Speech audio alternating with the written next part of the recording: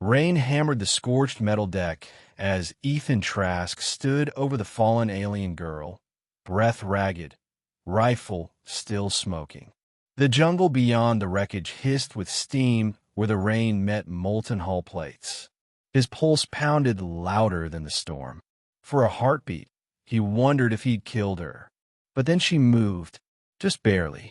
She wasn't like the other Ketheri he'd fought. Her armor bore the insignia of royalty, a curling sigil etched in black pearl. And despite the dirt streaking her pale gray skin, she had the unmistakable bearing of command. He tightened his grip on the rifle. "Don't even try," he warned, his voice hoarse. "I won't shoot unless I have to." She lifted her gaze, gold eyes blazing defiance. Then she slumped, as though strength had fled her. One horn had snapped halfway, dried blood crusted at the base. Ethan swallowed. She was young, maybe barely out of adolescence by Ketheri reckoning. A captive. His mind grappled with it. He hadn't come here to take prisoners, but this was different. Command would want her alive. And somewhere deep in his chest, a voice whispered that she deserved a chance to live. Ethan lowered the rifle slightly. "What's your name?" She stared at him, breath coming in ragged bursts. Finally, through cracked lips, she rasped, "Shahira." Rain fell between them, hissing against hot metal. Ethan set the rifle aside and moved closer, hands open. "I'm Ethan Trask. I'm not here to kill you. You're coming with me." Her gold eyes narrowed. "I'd rather die." He gave a grim smile. "I don't give that option." Hours later, Shahira lay bound in Ethan's shelter, a patchwork of scavenged ship plating and camo netting hidden beneath the jungle canopy. She didn't struggle, though defiance flickered in her eyes every time he met them. Ethan treated the gash on her side as gently as he could, though she hissed at every touch. "You fought well back there," he muttered, wrapping bandages. "Nearly had me." She spat a Ketheri curse. "A human? Impossible." "Yeah," Ethan said dryly. "We're stubborn bastards." A faint tremor passed through her, whether from pain or cold. He couldn't tell. The rain had turned icy as night fell. Ethan rummaged in a crate and pulled out an emergency blanket. He draped it over her shoulders, ignoring her glare. "I'm not your prisoner," she snapped. "Too late for that," Ethan replied. Then, softer, "But you're not my enemy right now, either."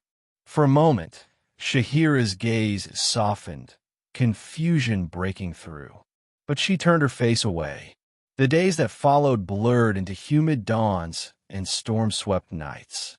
Ethan kept Shahira tethered near the shelter, always in sight, but he didn't chain her like an animal. He brought food, field rations and roasted jungle roots, and water purified over a sputtering fire. At first, she refused. Then hunger won. The first time she ate, her hand shook so badly the metal cup clattered to the dirt. Ethan pretended not to notice. "Why show kindness to an enemy?" she demanded one night, voice raw. Ethan looked into the jungle darkness, his jaw tight. "I've seen enough death, Shahira. Doesn't mean I trust you, but I'm not going to starve you." Silence stretched, filled by dripping leaves and distant predator calls. At last, she whispered, "You shame me, human." One morning, Ethan found her kneeling at the edge of the clearing, gold eyes unfocused. In her hands, she cupped a shard of black pearl, the same sigil as on her ruined armor. A prayer. Ethan guessed. She tensed, then nodded once. "For strength. For my people. Royalty," he pressed, though gently. "My father is, or was, their high commander." Her voice cracked on the last word. "If he yet lives." Pain and pride warred across her face. Ethan hesitated, then knelt beside her. "If he lives, he'd want you alive, too." She didn't reply, but her hand closed tighter around the shard. That night, a distant explosion shook the jungle. Ethan jerked awake, grabbing his rifle. Shahira's eyes snapped open too, fear flashing across her face. "Recon patrol," she breathed. "My people. Looking for you," Ethan realized. His gut twisted. If they found them, he'd be dead in minutes. Worse, they might take her back, kill him, and call it victory. Shahira rose, muscles taut, as though torn between calling out and staying silent. Ethan's hand fell on her shoulder. "If they find me with you." "I know," she rasped, voice raw. Their eyes locked. For a heartbeat, the world held its breath. "Hide," she whispered. "What? Hide." "If they see you, they'll kill you. And me, for being your captive too long." Ethan hesitated, then ducked behind a shelter's rear wall, rifle ready. Heart pounding, he watched through a gap. A pair of Kethari scouts moved into the clearing, weapons ready, armor shimmering with active camo. Shahira stepped forward, chains clinking. Her posture straightened, regal despite her wounds. "Princess Shahira," one gasped. "We thought you dead." "I was taken by a human raider," she declared, voice steady. "He fled at dawn. I've survived." The scout's gaze swept the clearing, suspicious. "Are you alone?" Shahira's jaw tightened. "I gave him no quarter. Leave me supplies and go. My father's forces must be near." They hesitated. One raised a comm unit. "We should report." "I said go," she snapped, her voice cracking like a whip. For a moment, the scouts faltered, cowed by the authority she wore like a cloak. Then they turned and melted back into the jungle.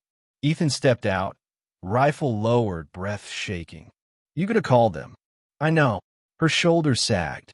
"I could not." "Why?" His voice was low, hoarse. She lifted her gaze, pain and something softer in her gold eyes. "Because you kept me alive, and because I could not watch you die." The words settled between them, heavy and fragile. Days later, Ethan's makeshift radio crackled to life. A human patrol had landed near the jungle fringe, searching for him. His old unit. "Rescue at last. They'll want to take you," he warned Shahira, voice grim.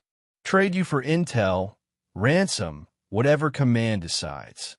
She met his gaze, resigned. "I know. They might treat you well," Ethan offered, though he doubted it. Shahira's lips curled into a faint, sad smile. "Better than a traitor to my people." The patrol arrived by dusk, armored soldiers, weapons at the ready. Their captain stepped forward, visor up. "Trask, you're alive." "Alive, and with a prisoner," Ethan said. Shahira stood beside him, back straight despite her wounds, chin lifted. "A princess, by the look of her," the captain mused. "Command will want her." Ethan's chest twisted. "She saved my life," he rasped. "She could have had me killed. She didn't." The captain's gaze hardened. "Doesn't change who she is." Ethan swallowed. "It should." The next morning, as the patrol prepared to move, a new force appeared on the jungle edge. Dozens of Kethari warriors, armor gleaming, weapons raised. At their center rode an older male, scarred, horned, a king by every measure.